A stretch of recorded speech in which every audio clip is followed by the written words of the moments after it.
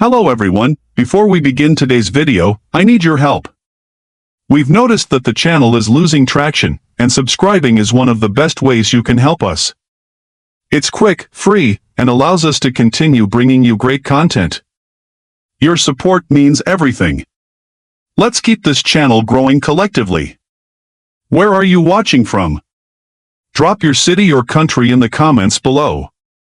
Thank you very much. Now, let's get back to the story. The first thing people heard was the laughter. Not polite laughter. Not the kind that rises because someone said something clever. This was the kind that kicks upward toward chandeliers, toward marble, toward the belief that money makes you untouchable. In the grand foyer of the post-gala reception, crystal light scattered across tuxedos and sequins like 1,000 small knives. A string quartet played somewhere beyond the columns, soft enough to feel decorative, loud enough to remind everyone they were supposed to behave. Then a woman's voice cracked through it all, sharp, bright, and unafraid. "Waitress," she called, pointing without looking twice. "Pour us a drink." Heads turned like sunflowers. At the edge of a circle of donors stood a black woman in a burnt orange satin gown, the fabric catching light as if it had its own pulse. Tall. Poised. The kind of composed that didn't ask for permission. Her hair fell in smooth, deliberate waves. Her expression didn't flinch. Her name was Nia Carter. 35. A woman who made decisions that moved numbers most people couldn't even imagine. Tonight, though, none of that was visible to the room, because the room didn't want to see it. In her left hand, she held a silver tray with 3 champagne flutes. Not because she served them, because minutes earlier, she'd paused by the catering station to grab a glass for herself. An overworked attendant, distracted by a rush of guests, had pressed the tray into her hands with a quick, automatic, "Sorry, just a second," and disappeared into the crowd. A harmless mistake. But to the people laughing, it became a verdict. The voice belonged to Vivian Ashford, 32, blonde, lips painted the color of victory, wrapped in a red sequin gown built to reflect attention back to her. Diamonds sat at her throat with the casual arrogance of old money. Her finger remained outstretched, steady as a judge's gavel. Beside her, Charles Ashford, 61, silver hair slicked back, tuxedo pristine, threw his head back and laughed as if cruelty was a family tradition. The men around him followed his lead. The women smiled with practiced softness, careful not to become targets themselves. Nia's eyes moved slowly, taking in the circle. The watch on Charles's wrist. The crest on a cufflink. The subtle stiffness in their shoulders that came from living life believing they were safe from consequences. Vivian leaned closer to her friends, loud enough for Nia to hear, and for everyone to enjoy. "God, they're really letting anyone in these days," she said, voice dripping sugar over venom. "Is this part of the theme? Service chic?" More laughter. Nia stood still. The tray didn't shake. Her shoulders didn't rise with a defensive inhale. She didn't start explaining, because explaining was a kind of begging, and Nia Carter didn't beg. She looked at Vivian. Not in anger. Not in fear. In assessment. Vivian mistook the silence for weakness, the way ignorant people always do. "Hello?" Vivian snapped her fingers, twice, fast. "Do your job. I'm thirsty." A hush rippled through the nearest cluster of guests. They were watching now, not because they cared about justice, but because humiliation is entertainment when it isn't yours. Nia's voice came out calm, low, perfectly measured. "Do you always speak to strangers like that?" The question landed softly, but it cut deeper than shouting because it made the room consider a possibility that Nia might not be beneath them.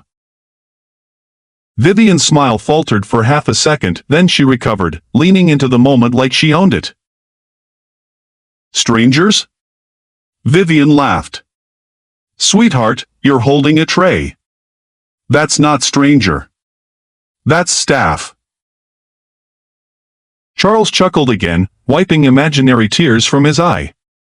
Don't take it personally, he said to Nia, as if she were a child. This is just how things work. Nia held his gaze. The kind of gaze that didn't blink first. Behind them, a man in a tailored suit and event floor manager, early 40s, noticed the commotion and started walking over with the tense smile of someone paid to keep the rich comfortable. Is there a problem here? He asked, eyes sliding over Nia's gown, her posture, then sticking on the tray like it confirmed what he needed to believe. Ma'am, can I see your credential? Wristband, badge? Vivian didn't miss a beat. She's refusing service, she said, as if the sentence made itself true. The manager's smile tightened. If you don't have a credential, I'll need you to step with me to check in. We'll verify your invitation. Verify. A polite word that still sounded like removal when spoken in public. Nia turned slightly toward him. I'm not staff, she said calmly. And I'm not lost. Vivian scoffed. Oh my God. Now she's embarrassed, so she's lying. Charles leaned toward the manager as if confiding in him. Just handle it, he murmured, like Nia was a stain that needed wiping. Security didn't touch her. Not yet. They didn't need to. Not with a room like this watching, hungry for a scene, eager to see someone put in place. Two guards simply stepped into her path with practiced geometry, forming a corridor that guided her away from the donor circle and toward the check-in desk near the marble staircase. Ma'am, this way, the taller guard said, voice neutral, as if he were directing traffic and not redirecting a human being. Nia moved with them, not because she accepted their assumption, but because she understood the power of letting people reveal themselves. Her heels clicked softly against stone, steady and unhurried, each step a quiet refusal to be rushed by anyone's ignorance. Behind her, Vivian followed at a distance, glass of champagne in hand now, one she hadn't earned, one she hadn't even asked for politely. She wore satisfaction like perfume.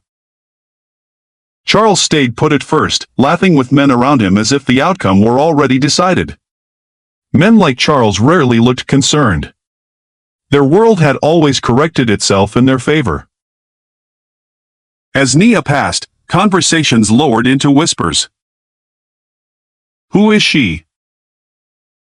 I thought she was staff. Look at that dress, no staff wears that. Maybe she's someone's guest? The whispers weren't compassion. They were calculation. At the check-in desk, a young attendant in black, late 20s, glossy hair pulled tight, eyes bright with the kind of nervousness that comes from being responsible for powerful people, glanced up at Nia and then immediately looked down again, like eye contact might implicate her. The manager leaned over the desk. Verify her invitation, he said, low but sharp. No wristband. The attendant's fingers flew across the tablet. Name, she asked, still not meeting Nia's eyes. Nia Carter, Nia answered. The attendant froze for a split second, too short to call it a reaction, too long to be nothing. She typed again. Then again. Her lips parted slightly as if she'd swallowed the wrong kind of air.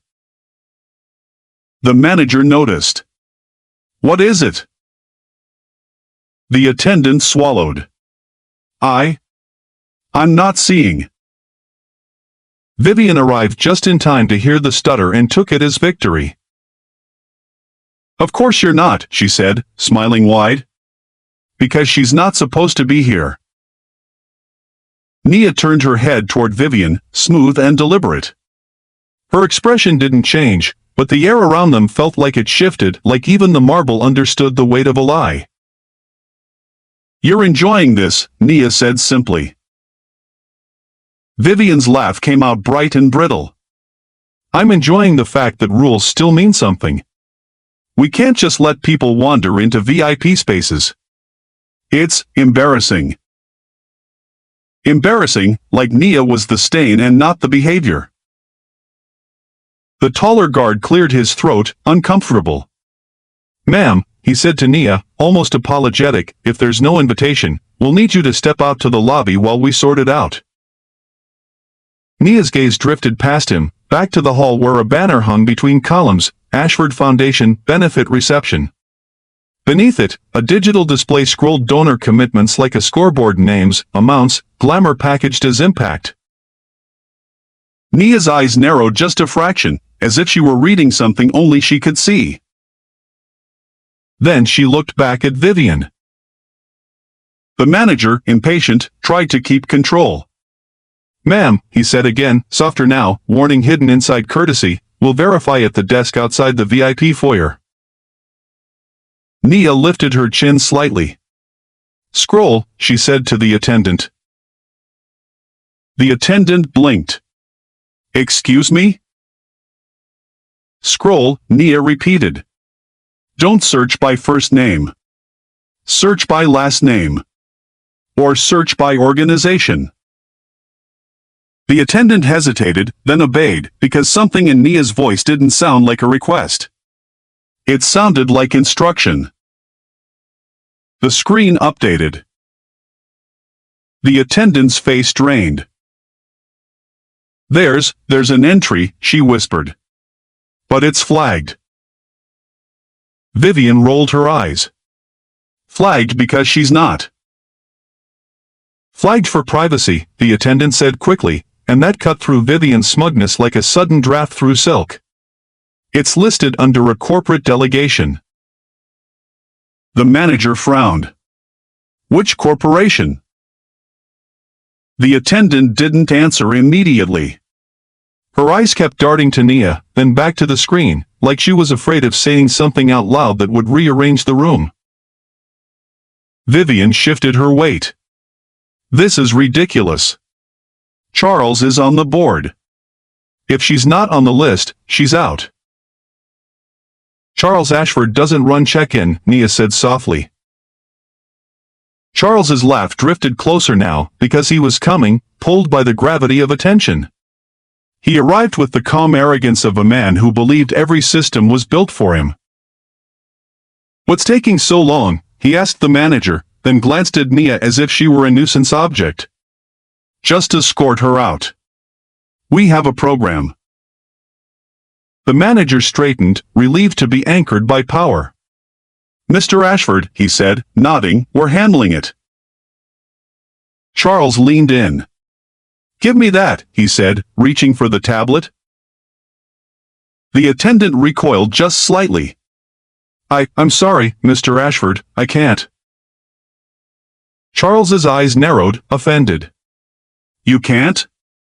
You know who I am?" Vivian stepped in, sweet voice weaponized. "He's Charles Ashford. This event exists because of his foundation." Nia's voice stayed calm. "Your foundation isn't the event," she said. "It's a sponsor." Charles laughed, sharp and dismissive. "And what are you? A lecture?" Nia's gaze flicked past him to the banner again, then returned to his face. "I'm someone who reads contracts," she said. The sentence didn't sound threatening. It sounded factual. The manager turned to the guards, trying to override the tablet with human authority. "Let's move her to the lobby," he muttered. "We'll sort it out." The guards hesitated, not because they didn't know their job, but because now they knew the job might cost them. Nia reached into her clutch and pulled out her phone. Not frantic. Not theatrical. Just inevitable. Vivian scoffed. "Calling someone? Let me guess, your friend who knows the owner?" Nia's eyes stayed on the screen. The name at the top was not friend. Not assistant. It was a title. General Counsel. The attendant saw it and went rigid. The manager's throat bobbed. Charles didn't notice or refuse to. Nia slid the phone back into her clutch like she'd sealed an envelope. Before we continue, where are you watching from? Drop your city or country in the comments below. And if you believe in dignity and justice, hit like and subscribe. These stories spark change. And we're glad you're here. Now, back to Nia Carter. Nia turned, allowing the movement as if she were cooperating. They took 3 steps. Then, from the corridor near the Ashford Foundation banner, a woman in a headset, mid-40s, crisp posture, unmistakably senior staff, appeared at a brisk pace. Her eyes locked onto Nia instantly. Not with suspicion. With recognition. She pushed through the crowd, voice cutting clean through the murmurs. "Stop," she said. The guards froze. The manager turned, startled. "Director Hargrove." Hargrove didn't look at him. She looked only at Nia Carter, and in front of everyone, beneath chandeliers, beneath cameras, beneath the Ashford Foundation banner, she spoke with a respect that hit the room like a wave. "Miss Carter," she said, breathless. "We've been trying to find you." The room didn't gasp like a movie. It did something more real. It went quiet in the way expensive rooms go quiet when the rules change without their permission. Hargrove turned slightly, still focused on Nia. "I'm so sorry. You were set for private entry. We have your suite ready." Vivian's laugh came out too loud, too thin. "Who is that?" Hargrove's eyes flicked toward Vivian only long enough to warn. "That is Ms. Nia Carter," she said. "Our primary underwriter. CEO of Carter Meridian." The manager's face blanched. The guards stepped back half a step. Phones lowered, then rose again, because now the story had upgraded. Charles's smile faltered. Not fully, just enough to reveal panic under polish. Vivian blinked twice like she expected the world to correct itself. Nia didn't move. She stood exactly where she'd stood when they tried to steer her out, orange satin, calm eyes, posture straight as a verdict. "CEO," the manager croaked. Nia looked at him. "Now you hear me," she said quietly. Vivian snapped, grabbing for control. "If she's a CEO, why is she holding a tray?" Nia's voice stayed even. "Because someone handed it to me," she said. "And you decided what that meant." Vivian's cheeks flushed. "You could have said something." Nia tilted her head slightly. "Would you have listened?" Charles stepped forward with a practiced smile, the one he used for press and politicians. "Director Hargrove," he said smoothly, "this is clearly a misunderstanding. My daughter didn't realize." "Your daughter," Nia repeated softly. "Not accusation. Just truth." Charles pressed on. "We're grateful you're here. Let's not make a spectacle." Nia glanced at the phones, the faces, the frozen smiles. "A spectacle," she repeated. "That's what you call this?" Vivian stepped closer, trying to salvage power with proximity. "Look, if you're important, fine. I misread it. But don't act like this is." "You misread me," Nia corrected. "And you enjoyed it." Vivian's jaw tightened. "Don't twist this." Nia's gaze stayed steady. "I don't have to." Hargrove touched her headset. "Finance," she said, voice shifting, "confirm status on the Ashford pledge display. Now." Charles's smile faded. "Why is finance involved?" Nia's expression didn't change. Because your foundation is holding a commitment it no longer deserves to advertise, she said softly. The donor display flickered again, longer this time. Not a glitch, not a hack. A system being touched by someone authorized. Charles's voice lowered into menace. Ms. Carter, you're making a mistake. We have allies. Nia met his eyes. So do I. Hargrove listened to her headset, face tightening as information arrived. Yes, confirming, a tinny voice answered. A stop disbursement notice and pledge withdrawal request is pending. Originating from Carter Meridian Authorization. Verified. Charles heard enough to feel the floor tilt. What did they just say, he demanded. Originating from whose authorization? Vivian's voice rose, sharp with panic. You can't do that. That money is for children, schools. For optics, Nia interrupted, still calm. For banners. For your name. Charles barked at Hargrove. Fix it. Hargrove didn't flinch. There's nothing to fix, she said carefully. The pledge is being withdrawn by the legal authorizing party. Nia's voice stayed quiet. Let's be precise, she said, cutting through the theatrical misunderstanding before it could start. It's not money disappearing out of programs.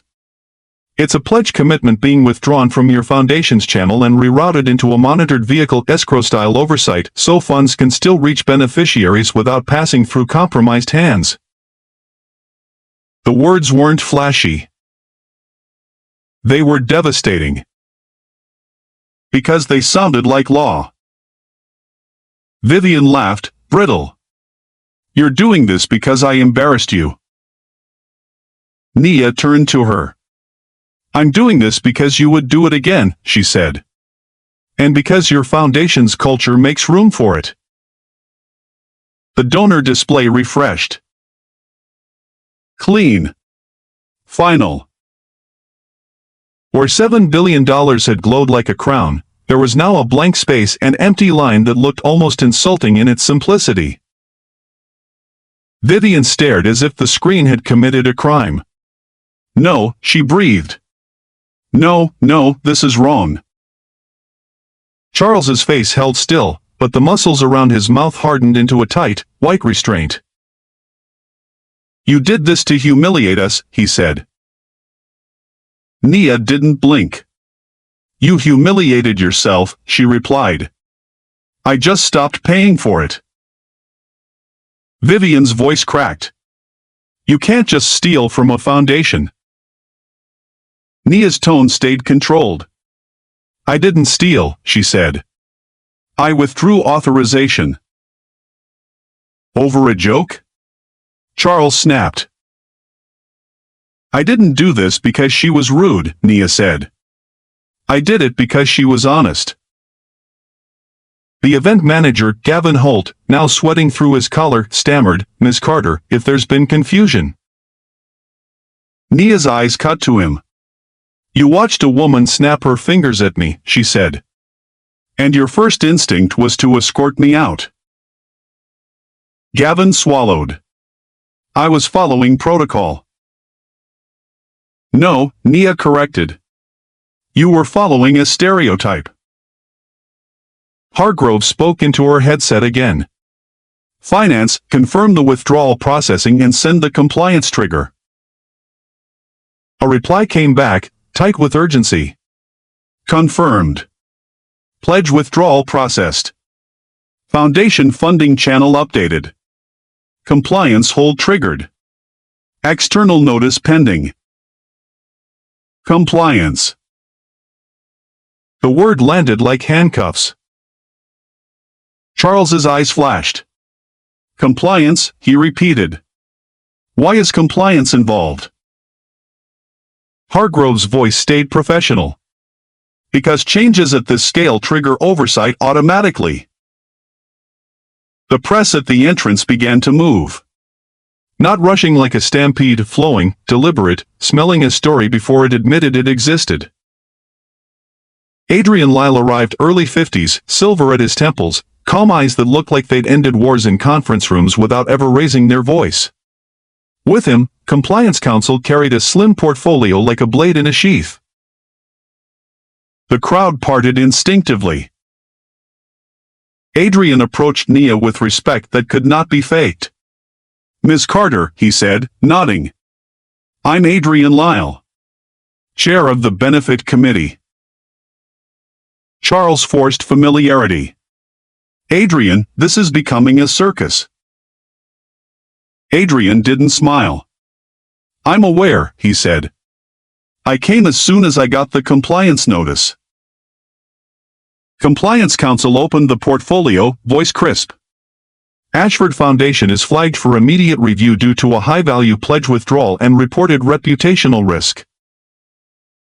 Vivian snapped, desperate. "Reported by who?" Counsel didn't look at her. Adrian looked at Nia. "Are you safe?" he asked simply. That one word, safe, made the earlier scene feel even uglier, because it named what it was, not a misunderstanding, but a threat.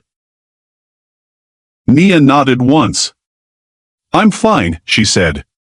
"But I want this handled correctly." Adrian turned to Hargrove. "I want a full incident report," he said. "Names. Times. Footage."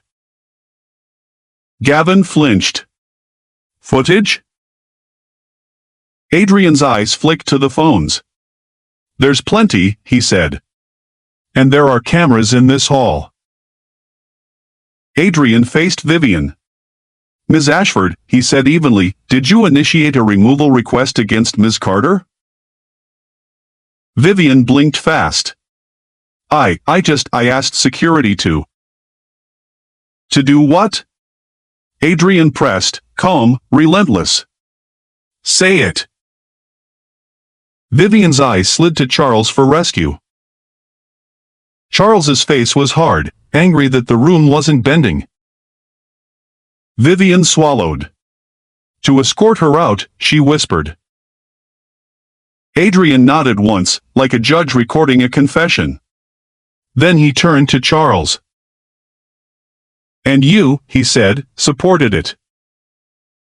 Charles snapped. "I supported order." Nia's voice stayed quiet. "No," she said. "You supported her belief that I didn't belong." Silence fell heavy.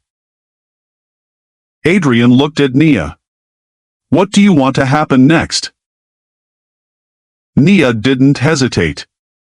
"I want the beneficiaries protected," she said. "I want the pledge rerouted under independent oversight. I want public reporting. And I want this foundation held to the same standard it expects from everyone else." Adrian nodded. "Then that's what we'll do." He lifted two fingers, small gesture, big response. Staff moved. Security tightened a respectful perimeter.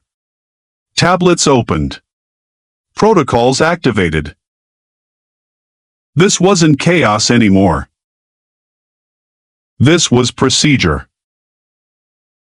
"Secure room," Adrian said. "Ms. Carter will not be moved through the lobby." Vivian snapped, voice cracking. "You're treating her like royalty." Nia turned to her, calm clarity intact. "No," she said. "They're treating me like someone who should have been treated like a human being from the start." Charles tried one last time. "We can settle this privately. We're all friends." Adrian's tone didn't change. "We're discussing governance," he said. Governance didn't care about last names. Governance cared about paper trails. Compliance Counsel slid a document out of the portfolio. "Effective immediately," she said, "the Foundation's discretionary spending is paused pending review. Outgoing transactions require independent sign-off." Charles's face tightened. You're freezing the foundation? We're freezing your access, Nia corrected. The work will continue. The money will still serve people. But it won't serve egos. A donor near the edge of mid-40s, expensive watch, anxious eyes, spoke carefully. Miss Carter, the programs will still get funded? Nia's tone softened just enough to be unmistakably human. Yes, she said. The programs continue. But the checks don't pass through the same hands without oversight. If you care about impact, you should want that. Vivian scoffed, fear disguised as contempt. Independent? You mean people we can't control? Nia met her eyes. Exactly. Gavin Holt stood there, trembling with the sudden understanding of what it feels like to be judged by assumptions. Nia looked at him. Gavin, she said, I don't need you fired. He looked up, startled. I need you honest, Nia continued. Right, what happened? Exactly. Who said what? Who made the call? Who watched? That's how culture changes. Gavin swallowed. Yes, ma'am, he whispered. Hargrove leaned in. Miss Carter, the secure room is ready, she said quietly. Nia nodded, then looked back at Vivian one last time, not with triumph, not with hate. With a final clarity that felt like a door closing. You thought dignity was something you could hand out, Nia said. Like champagne. She glanced at Vivian's empty flute catching chandelier light. It isn't, Nia continued. And neither is power. Then she turned and walked through the parted crowd without rushing, without trembling, without looking back. The secure room wasn't glamorous. Not like the foyer. No chandeliers. No flashbulbs. No sequins catching light like bait. This room was built for what wealthy events try to hide behind velvet curtains, decisions. A long table. 2 bottles of water untouched. A muted monitor on the wall. A quiet hum of air conditioning that felt like a held breath. Nia entered first, her orange satin bright against sterile walls like a flame brought into a place that preferred shadows. Hargrove closed the door. Adrian followed, then compliance counsel and 2 assistants, tablets already open. Outside, the gala continued. Music. Laughter. Pretend. In here, there was only reality. Adrian didn't waste time. 3 objectives, he said. Protect beneficiaries. Protect event integrity. Document the incident. Add a 4th, Nia said. Make sure no one ever thinks they can by the right to degrade someone. Adrian's eyes met hers. Understood. Nia pulled out her phone again. The rerouting instructions are already sent, she said. The pledge is now held under monitored oversight. Independent committee. Third-party audit firm. Public reporting. Compliance counsel nodded. We can activate auditors within hours, she said. Do it, Nia replied. And notify every program director that the commitment didn't vanish. It changed hands. Hargrove exhaled. Press is calling it a withdrawal scandal. They're asking if the foundation is collapsing. Correct the language, Nia said. The foundation isn't collapsing. The illusion is. Adrian leaned forward. How do you want the foyer incident handled? Nia paused, not because she was unsure, but because she was precise. I don't want a public execution, she said. I want an institutional response. She slid a short list across the table like a blueprint. Official apology from the foundation, written, not performative. Mandatory bias training for event staff and foundation leadership. A code of conduct for sponsors and guests. Enforcement. Any donor who violates it loses access. Period. Adrian nodded. Enforceable. It has to be, Nia said. Otherwise it's just a speech. Hargrove swallowed. And Mr. Ashford? Ms. Ashford? Nia's voice stayed steady.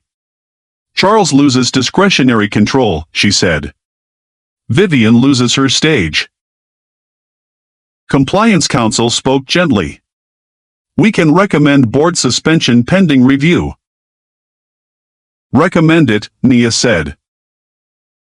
A knock came at the door. A security supervisor whispered, Ms. Carter, press is live at the entrance. They're asking for you by name. Adrian offered, we can release a statement without you stepping out. Nia shook her head.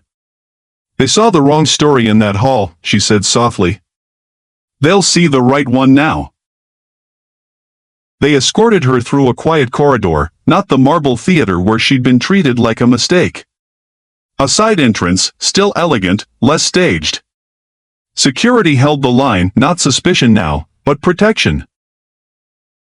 Camera lights snapped on like lightning. Nia Carter, someone shouted.